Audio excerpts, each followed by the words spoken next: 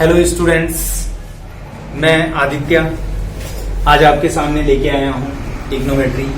और आज मैं आपको ट्रिग्नोमेट्री में बताऊंगा कि ट्रिग्नोमेट्री क्या होती है, कहाँ पे हम ट्रिग्नोमेट्री का यूज कर सकते हैं और किस तरीके से हम जो है ट्रिग्नोमेट्री को यूज करते हैं। तो सबसे पहले देखिए स्टूडेंट्स, ट्रिग्नोमेट्री का यूज किस लिए किया जाता है। ट्रिग्नोमेट्री का यूज किया जाता है ट्राइंगल्स के लिए। और ट्राइंगल्स के किस टाइप के लिए इसका यूज होता है। ट्राइंगल्स में एक ट्राइंगल होता है टाइप्स ऑफ ट्राइंगल में राइट एंगल।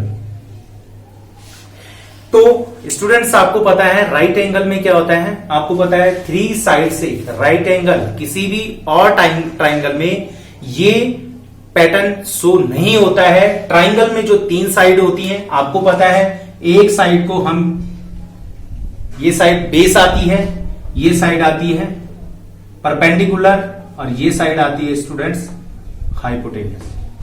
ठीक है, इसको हम बोलते हैं आधार, ये आती है लंब, ये आती है कर्व। तो देखिए स्टूडेंट्स, सबसे पहले हम क्या करते हैं, ट्रिग्नोमेट्री मैंने बता दिया कहां पे यूज होती है, किस तरीके से यूज होती है, कैसे हम इसका क्यों हम इसका यूज करते हैं अपनी पर डे लाइफ में, हम जो है ट्रिग्नोमेट्री का यूज क्यों करते हैं। तो इसके लिए देखिए स्टूडेंट, सपोज आप ये देखिए कि मैं क्या कर रहा हूं, अभी अपनी आंखों से स्ट्रेट देख रहा हूं, स्ट्रेट देख रहा हूं तो मेरी आंखें इस तरीके से देख रही हैं। अगर मैं किसी चीज को, अभी मैं किसी सेकंड फ्लोर पे खड़ा हूं, अभी कोई मुझे बोले कि सेकंड फ्लोर से ऊपर आसमान की तरफ देखना है जहां क्या कर रहा है, एक एरोप्लेन उड़ रहा है, तो उसको मैंने देखना है। तो स्टूडेंट मैं क्या करूंगा, आंखें ऊपर की तरफ उठाऊंगा। तो अभी मेरी आंखें इधर की तरफ थी, अभी मेरी आंखों से प्लेन ये बन रहा था, अब प्लेन आंखों से इस तरीके से बन रहा है ये।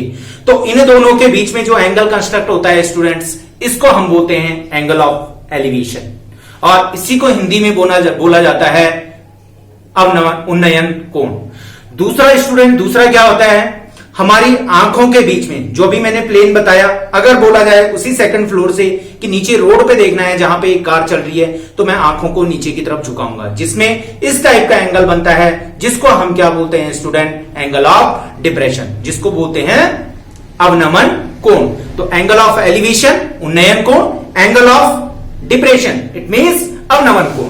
तो इन्हीं एंगलों को हम थीटा टर्म देते हैं। ये जो एंगल अभी मैंने बोले, angle of elevation, angle of depression, ये एंगल होते हैं स्टूडेंट थीटा। और इसी को कैलकुलेट करने के ट्रिग्नोमेट्री। अब ट्रिग्नोमेट्री का यूज किस लिए किया जाता है, अगर तीन साइड हमारे पास, तीन साइड में से कोई सी दो साइड गिवन होती हैं, थर्ड को हमें फाइंड करना होता है, तो उसके लिए हम यूज करते हैं पाइथागोरस थ्योरम। और पाइथागोरस थ्योरम के अकॉर्डिंग ही ये तीन साइडों को हम क्या करते हैं, बेस, परपेंडिकुलर और हाइपोटेन्यूस टर्म देते हैं। ठीक है, इनको टर्म किया जाता है बेस, परपेंडिकुलर एंड हाइपोटेन्यूस, आधार, लंब और कर्व। अब देखिए स्टूडेंट, सबसे पहले क्या करते हैं हम, मैंने आपको बोला इन थ्री साइड में से ट्रिग्नोमेट्री का यूज तब होता है जब दो साइड में से कोई एक साइड आपके पास गिवन होती है और एक साइड आपको फाइंड करनी होती है। अगर दो साइड गिवन है, एक फाइंड करनी है तो पाइथागोरस थ्योरम, और एक साइड गिवन है और एक साइड आपको फाइंड करनी है, तब करते हैं ट्रिग्नोमेट्री का यूज। तो ट्रिग्नोमेट्री के लिए सबसे पहले तीन रेशियोज का, मेनली थ्री रेशियोज का यूज किया जाता है, क्योंकि कितने पेयर बनते हैं हमारे पास साइड के, परपेंडिकुलर और बेस का one pair, base and hypotenuse two pair, hypotenuse and perpendicular three pair. तो साइड के थ्री पेयर बनते हैं, इसलिए मेनली ट्रिग्नोमेट्री में थ्री रेशियो का यूज किया जाता है। फर्स्ट रेशियो आता है student sine theta, second ratio आता है student cos theta, third ratio आता है स्टूडेंट टेन थीटा। क्लियर है। और इन्हीं को रेसिप्रोकल फॉर्म में जब यूज करते हैं, मतलब व्युत्क्रम इनको करते हैं, उल्टा कर देते हैं, तो तब हमारे पास तीन और रेशियो इंक्रीज हो जाते हैं, जिसमें साइन का अपोजिट जो होता है स्टूडेंट वो होता है कॉसेक थीटा, कॉस का जो उल्टा होता है स्टूडेंट इसको बोलते हैं सेक थीटा, और टेन का जो अपोजिट होता है स्टूडेंट उसके लिए आता है कॉट थीटा। क्लियर है स्टूडेंट। अभी मैं हिंदी मीडियम और इंग्लिश मीडियम दोनों के लिए आपको बताऊंगा किस तरीके से इनको फॉर्मुलेट किया जाता है। साइन थीटा को फाइंड करने के लिए कौन सा फॉर्मूला आता है, और सबसे बड़ी बात, साइन थीटा का यूज कब किया जाता है, cos theta, tan theta, cosec, sec और कॉट थीटा का क्या फॉर्मूला होता है, और इससे बड़ी बात, इनका यूज कब करना है, सबसे पहले आपको यह पता होना चाहिए। तो अभी देखिए इसके बारे में मैं आपको बताता हूं। एक ट्रिक का यूज किया जाता है, इंग्लिश मीडियम के लिए भी अलग ट्रिक है, हिंदी मीडियम के लिए अलग ट्रिक है। तो आपको कैसे समझना है, जैसे स्टूडेंट सबसे पहले इंग्लिश मीडियम वालों के लिए क्या आता है, पंडित बद्री प्रसाद हर हर बोले। क्लियर है स्टूडेंट्स। सेकंड हिंदी मीडियम वालों के लिए आता है स्टूडेंट, लाल बटे कक्का। तो इसमें पी जो इंडिकेशन होता है स्टूडेंट, वो होता है किसके लिए, परपेंडिकुलर के लिए। बी किस चीज के लिए यूज किया जाता है स्टूडेंट, बेस के लिए। और एच यूज किया जाता है स्टूडेंट हाइपोटेनस के लिए। इसी तरह से हिंदी में एल मीन्स होता है लंब, ए मीन्स होता है आधार, और के लिए आता है स्टूडेंट कर।